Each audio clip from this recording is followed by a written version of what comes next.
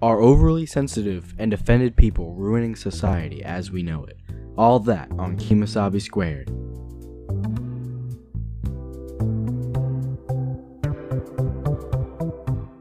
I don't know if you heard about this. Okay. There was actually a crying closet.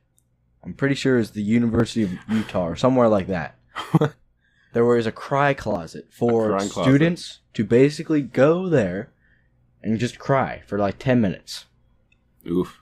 There's some issues surrounding this, though. It may not be from the college, like, directly. From what I read, it was from an art student, and it was actually an art exhibit that he or she wanted to display, and then people saw this. They didn't know it was art, or they didn't know it was a joke. A lot of people in the college thought it was a joke. A lot of people thought that it was real. Those who thought it was real were really blown away by this. But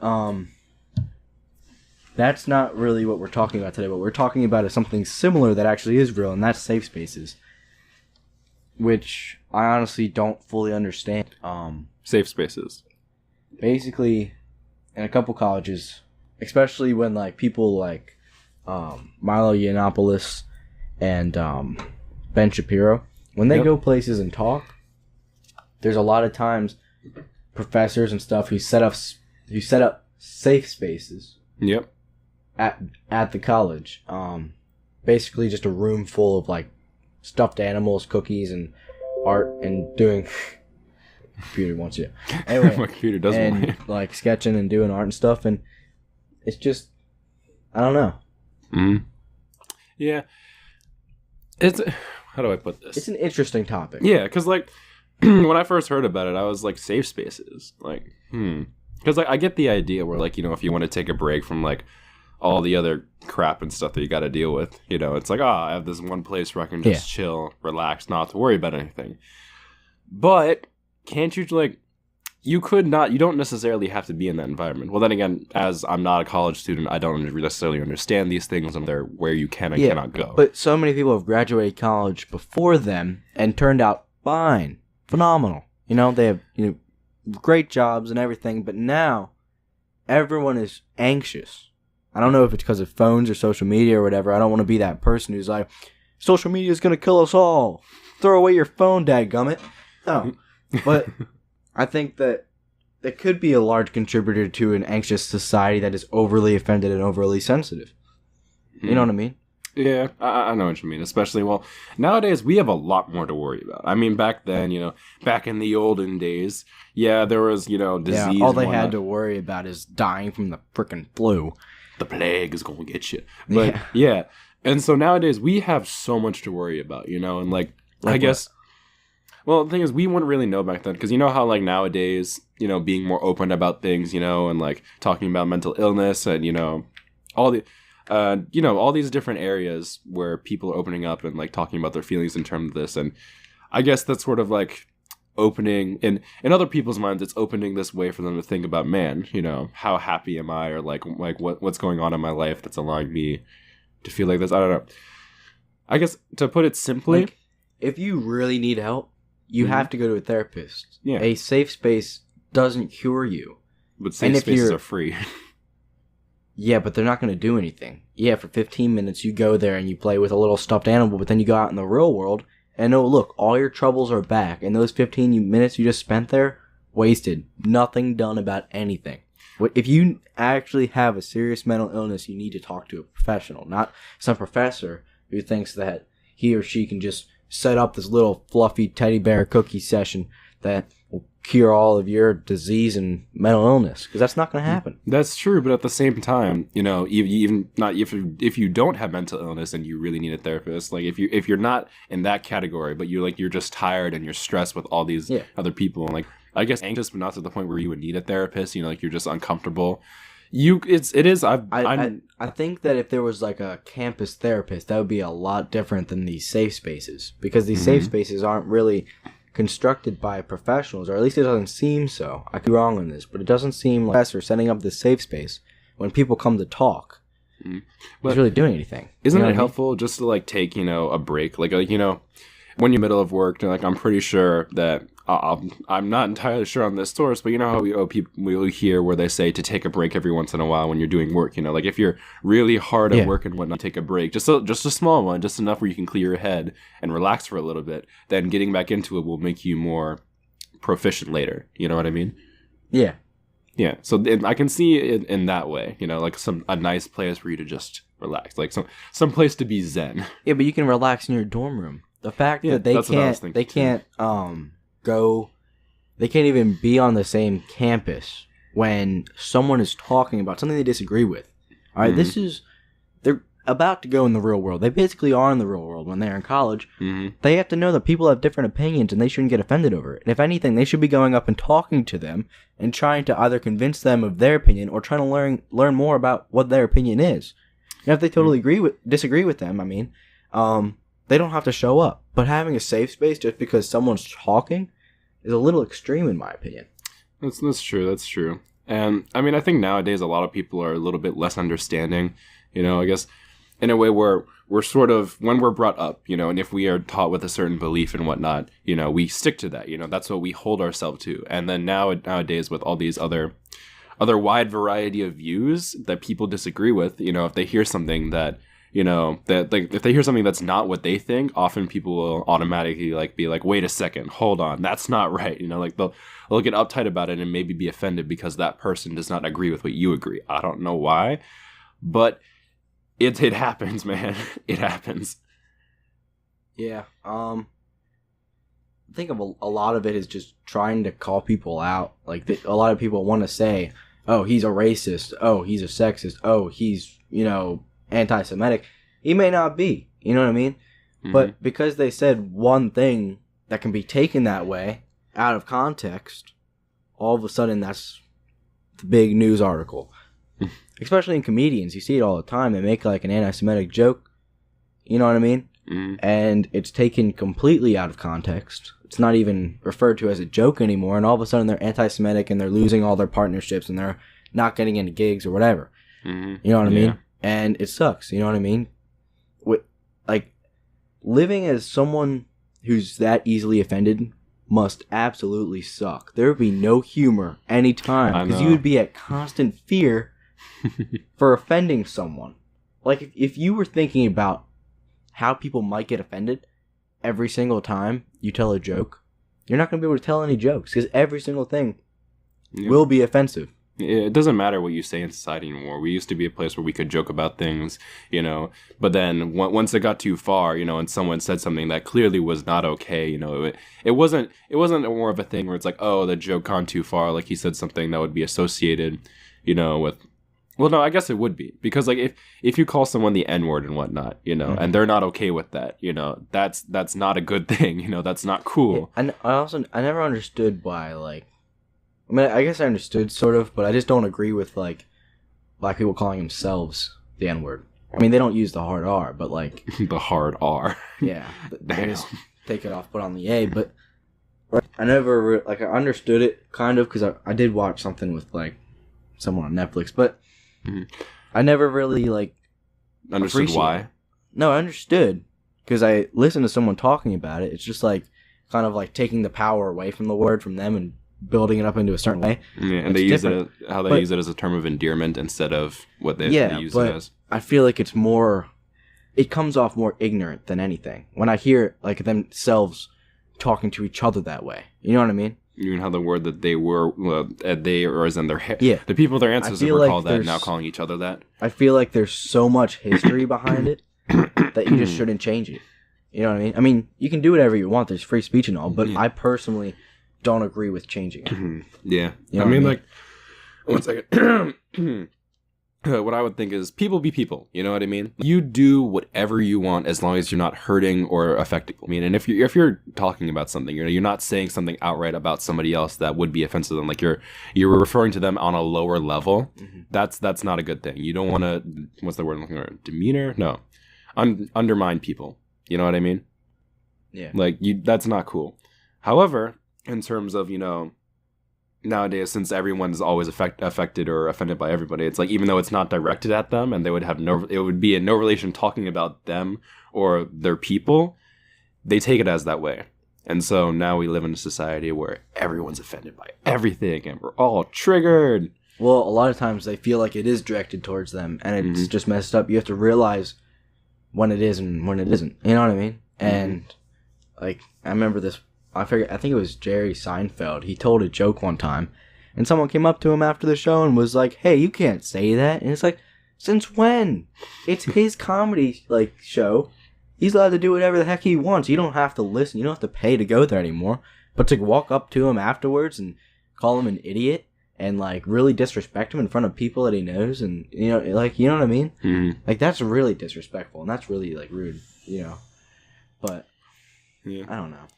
The thing is though, people need to take time to understand other people. You know what I mean? I think often. I don't have any evidence to back this up from just personal experience in watching others. We as humans, we have a tendency to rush into things. We go into it blindly without thinking, and we'll say some things, and then maybe later we'll regret it, but we try not to because we're too far in. You know what I mean? It's kind of like a lie.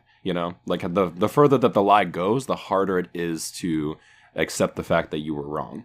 You know what I mean? I also believe that people have second chances. If you say something racist 10 years ago, I feel like you can change. You know what I mean? Yeah. Obviously, there would probably something still resonating there, but you can most likely change and tell yourself that's not the way I should be thinking or whatever. And I'd still respect you. You know what I mean? Yeah. But it's people that don't change that I'm just kind of like, why? Like, why are you so racist? But a lot of times you can tell in jokes and stuff and whatever is, oh, you're not actually homophobic, you're not actually racist. Even though you said something that can be taken that way, I understand it's a joke. And that's the whole point of it, you know what I mean? To make those edgy jokes or whatever. Yeah. But I know it was Kevin Hart, I'm pretty sure. Ooh, Kevin Hart. Yeah. He said something where he said that if he found out that his son was gay, he was going to like beat him or something. And that was a while ago, and just recently that came out because I think it was on Twitter or whatever. Oh yeah, I know what you're talking about. Yeah. I don't know if that was a joke or not. I mean, I hope it was. But basically, he responded that he's like, if you don't think people can change and readjust their attitudes and mature, I don't know what to tell you. Like, he apologized and everything. And then he went on Ellen, and people got mad at Ellen for supporting him. And I was like, what now? You're getting mad at the gay person for supporting someone who used to hate gays and now doesn't hate gays. And they're like, you're not supporting my community. Who said she was the head of your community? She happens to be gay. You know what I mean? Yeah, I know what you mean. Like, what wasn't Kevin Hart, like, he was denied... Was it for that he was denied, like, entrance to being, like, a host on, like a show? No. He actually said he won't be the host because he doesn't want all the attention on him. He wants it to be on everyone else. You know what I mean? He was like winning all the awards and stuff. So which I respect a lot actually, he took himself out of it because he go through all the trouble. But I'm pretty sure there was like a threat in there somewhere that was like, we may have to take you out of this. But basically he took him out first. That's pretty honorable, you know. It is, yeah. It's like, you can't fire me, I'm a quit first. But yeah, but Ellen's trying to get him back in. She's like, he should definitely be the host. You know what I mean? Yeah. I see what you mean. Which was funny because, I forget where, but I saw this video where it was like everyone was talking about Kevin Hart and how like he resigned from, going on the show or being the host of it and whatnot. And, everyone was like, Kevin Hart, you're homophobic and whatnot. And then all of a sudden after that, they showed like a series of like Twitter comments from other celebrities that had said a bunch of like, homophobic things before in the past, but no one caught on to it. Yeah, but I don't necessarily agree with that. You know what I mean? Because like, it's just like the Rice Gum thing. Did you watch that? I don't watch Rice Gum, though. Sorry. I don't watch Rice Gum either. I watched H3H3 and PewDiePie talk about Rice Gum. But basically... Oh, boy. What Rice Gum and Jake Paul did, I don't watch Jake Paul either. Basically what they did was they promoted a gambling website. I forget what it's called now. It's like where you open a box and you can win random things if you put in money. They were promoting this. All right? And most of their audience are kids. And they're promoting a gambling website. Yeah, that... And it was really... And H3H3 called him out, I'm pretty sure, first. And then PewDiePie went in second and called him out. And then basically Rice Gum's apology was just calling out YouTubers from the past who did it and was like, hey, they did it and got away with it. Why didn't I? And it was really like... eye-opening to his character. I mean, we all knew he was a douchebag beforehand, but like this was like extremely convincing. Like he doesn't care about any of his audience. All he's in for is the money. Money, money, money, money. Yeah. So I mean, like, I don't know, because you can't do that. Yeah. Just because you got cool. in trouble for something doesn't mean you can call out everyone else and be like, "Why didn't they?" And now I am. That's not how it works. What, you gonna go murder someone and be like, all these people murdered someone and then they get arrested or something? I mean, that wouldn't happen, but still. That's a bit of a different scenario. Still, you know what I mean. Yeah, I know what you mean. Although, back to the whole Kevin Hart joke thing and whatnot, where the point of a joke is, if we're really thinking about it here, you're not serious about the joke. You know what I mean? Yeah. It's a joke. That's why it's called anybody a joke. with the right mind would be able to tell the difference, and you like read the situation. Yeah, and so when someone says something that would be considered like homophobic or racist and whatnot, you know, or offensive to a certain group of people, they don't mean it.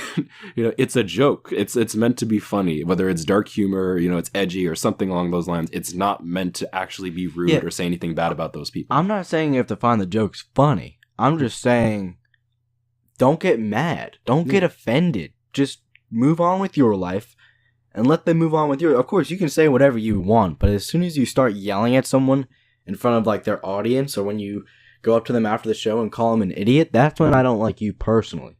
Mm-hmm. That's when I think that you're a douche.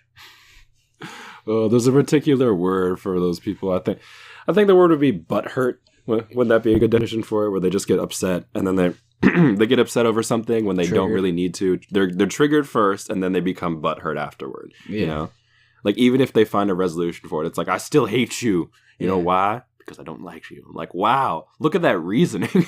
But like they say, they go up to people. They're like, you can't say this. Why can't they say this? It's a free country. And I know Ben Shapiro, he was going to be like he was going to go to some place at a university and speak, but he never got to because people at the university were pulling fire alarms and like bashing in the windows of stores on their own university. They were like starting riots because they didn't even want him to speak. Wow. It's like, you gotta be kidding me. You're against this right-wing guy, okay? Because he has different views from you, and now you're going to do riots just because you don't believe in what he says. You don't have to go to his thing, you know? People who agree with him usually go, and then people who disagree go to try to challenge him. They usually lose. You know what I mean? Yeah. But it's crazy. I think it's either listen or don't listen. It's as simple as that. I think we overcomplicate things a lot, and when it comes to, you know, views or different opinions and whatnot, you either listen or you don't listen. And if you don't listen, then you don't care. It's not your problem. You just ignore it and move on. If you listen, respect the person for, you know, what they believe, you know, unless it's past that point. But no one is forced to do anything. But personally, I believe that everyone should listen. You know what I mean? Mm-hmm. I'm pretty conservative. Mm-hmm. You know. But there are a lot of people that have my political leanings that I don't agree with. Mm-hmm. You know what I mean? I just don't agree with a whole lot of people on my side. I'd probably be more independent if you think about it. But still, I still listen to them, even though I know I disagreed with them on this other topic. Like, there's a couple Republican YouTubers. You know what I mean? Yep. Like Steven Crowder. He says things that I totally disagree with most of the time. Well, not most of the time. Probably like 40% of the time I disagree with him. Mm-hmm. Yep. But I still watch him because there are things that I do agree with. And I feel like I can learn from watching him. I can get his output on it. And then I can watch something else and be like, oh, this is CNN or whatever. Fake news, you know. But I can watch them and be like, okay, that's what they believe on this thing. You know what I mean? Mm-hmm. And I can just kind of like make my own opinion. And a lot of times I watch Philip DeFranco, which I believe is a good source of news, but may not be. I mean, he's just a YouTuber, but I feel like he's a really good news source. I feel like he gives the whole story and he provides sources. Mm-hmm. Yep. So a lot of times I listen to him, but if I don't do that, I usually watch CNN and Fox. So, like, your motto is more of like, I'm trying to absorb as much information as I can to determine what the best, the best choice is, basically. I feel like that's the best way of going about it. You know what I mean? Mm-hmm. I think I said this to you before, but back in the 60s, they did a study You can watch Joe Rogan for this. Joe Rogan? Yeah, he's pretty good. Yeah, I don't know who he is. Pretty funny guy. Anyway. Okay. He interviewed someone about this topic. Anyway, back in like the 60s, they did a study that basically showed that if you knew one topic or like one position on a topic, yep, you could predict the next 6 out of 10 because of that one position. Oh, you did tell me this before. Yeah. So, and then recently they did it again, and now you can predict 9 out of 10. So people are these parties, Republican and Democrat, are so polar that if you know one position, you basically know the rest, except for like one. Mm-hmm. And that's crazy, because it shouldn't be like that, in my opinion. I mean, people can believe what they want, but we shouldn't be so polar. We should be listening to each other. We should be coming together. You know what I mean? There should be more of a gray area where people can agree upon things, and even if they still disagree upon it, they should still respect their opinion. Yeah, I mean, there's other enemies. We don't need to be fighting at each other. You know what I mean? Yeah, but exactly. I feel like people, like, they become traitors, if you may, if they disagree with their own party. And it's like, you're not a traitor. You have your own opinion. Yeah. Talk about it. Man's worst enemy is man. Like, yeah. We destroy ourselves in that way. This is gonna get a little bit nerdy for a second, but you're not the biggest fan of Marvel comics and whatnot, right? I never got into it. Yeah, but like, do you know? Okay, I'll just sort of give a little bit of backstory here. One of the characters, he's this sort of like, he's just bad guy. All right, his name's Ultron. All right, he was created by someone else to like, he was created by Iron Man to make world peace, essentially. You know what I mean? You lost me. Stick with it. All right, you're almost there. All right, Iron Man created this guy. All right, to make world peace. You know, so that he could monitor things and make sure that everybody was A-okay, essentially. You know, to solve that problem of world peace. The only thing was, when Ultron, he's an AI, he was developed to try and figure out what the problem was and solve it, and he eventually determined that man is what destroys man, so therefore man must be eliminated. Which wasn't the best choice of action, but I've seen other movies along that basis where like AI is created to save man, and basically that's what happens. Yep, because man destroys itself. But actually, we're at the most peaceful time throughout human existence. Are you sure about that, though? I mean, yes, we don't have a lot of, like... Throughout human existence. I'm not saying we're peaceful. I'm just saying throughout human existence, we're at the most peaceful time we've ever been at. I see what you mean by that, because I was about to say, rapists, school shootings. Like, we got a lot of stuff going on that ain't too crap great. still happens, but I'm saying, like, we're at the most peaceful time that we've ever been at. And so when people talk about, like, oh my gosh, these days all this crap is happening... But no, we're the most peaceful we've ever been. You know what I mean? That's true. I mean, like, because when you take it from like an insider's perspective, or from an insider's perspective, like back in the day, let's say when like World War II was going on, you know what I mean? Obviously, that was a very, very hard time for a lot of people and whatnot. But for those who didn't have to go to war and didn't have to experience that, yeah, they still could feel the effects of war and whatnot, even though they weren't on the battlefield. But from their perspective, it's like, all these guys are going over there and they're dying, and that really, really sucks. But I don't have to do that, which means that life for me here is a lot better. It's awful, but it's true. But nowadays, it's become more personal. You know what I mean? What do you mean? Well, nowadays, I would say, it's because mental illness is talked about a lot more. It's because of the fact that we've had a lot of suicides, and people hurting themselves, and it's become more of a common theme to talk about, not to mention, what's they're looking for? Rape and, school shootings. This is all horrible stuff, and I get what you were saying about how back before it was much worse because, war, the less development in technology, so disease was more prominent among people. But nowadays, we've figured out all those problems. Especially with technology, we hear a lot more of the, like, I don't want to say little incidents, but, like, the things that you wouldn't hear about without it. The tiniest thing you hear about because of the internet. Like, nothing escapes it anymore. Like, even back in, like, what, I guess, the 50s or whatever, if a white cop shot a black guy over in California, you wouldn't hear about it over in Pennsylvania. No. It's... But now with smartphones and all these devices and stuff, people are recording everything. Yeah, and you get it like that. Like the next day, within a couple hours, not even a couple hours, you know the story. Which I don't know, because how do these news sources get all this information? They have to make up a lot of it. I feel like you have to wait a little bit to get the full story and wait for it to all play out before you get your opinion. Because a lot of times, I feel like these news sites will be like, white cop shot black guy, racist cop should go to jail. What if that's not the whole situation? It took you 2 hours to get all that information after this thing happened, which means, how did you find out about this? You probably got there an hour. So it means you wrote it and published it within an hour. Or probably takes longer than that. But you get what I'm saying. Do you mean in terms of articles, or do you mean in terms of news stations where they talk about it? Articles. But sometimes news stations. Because CNN can publish articles that are written by like people who just are sent out there. Mm-hmm. And they're really biased. Yeah, because I was going to say that I agree with what you're saying, but at the same time, like, because we aren't, we're not news people.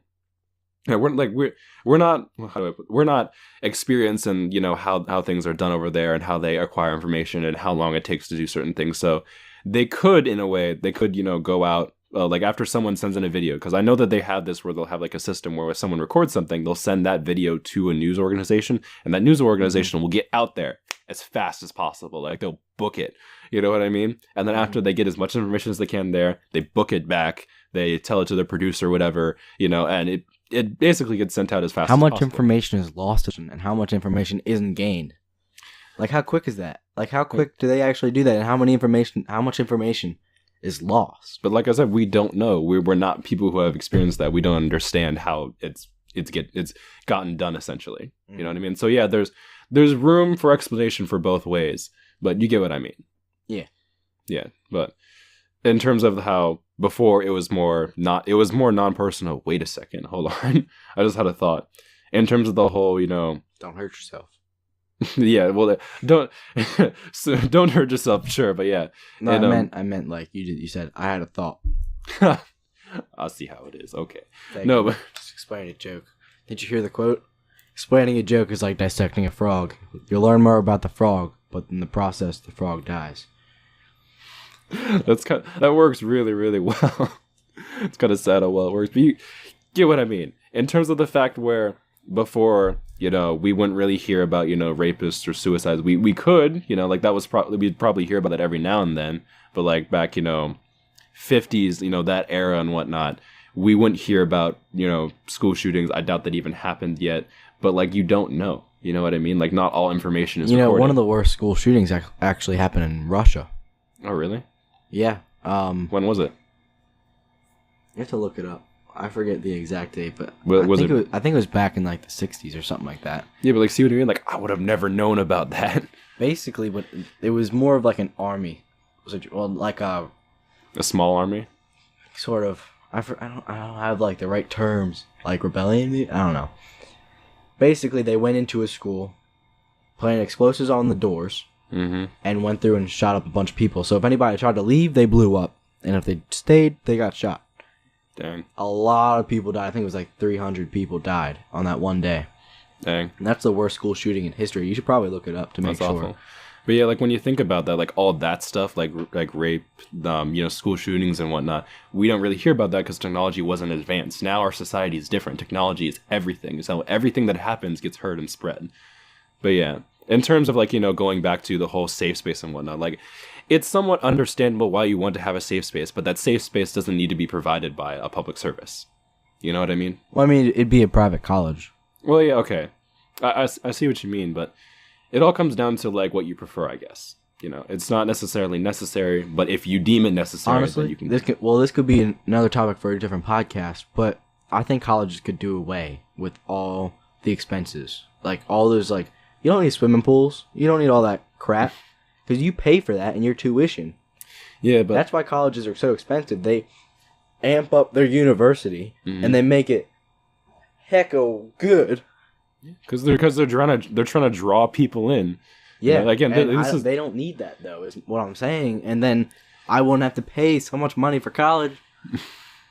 You know, maybe that'll lower people's stress when they don't basically take out a loan just to have 4 years of education. Yeah, it's 100% another podcast. It is. All right. See you guys. Eventually, we have no idea for a planning schedule, and there's probably nobody here. Well, what are you talking about? We have everything planned out. Everything is organized perfectly. We know exactly what we're doing. All right. Next Sunday at 0:45, on September Wednesday. September Wednesday. That's my favorite Wednesday. Okay. This is Kemosabe Squared. We out.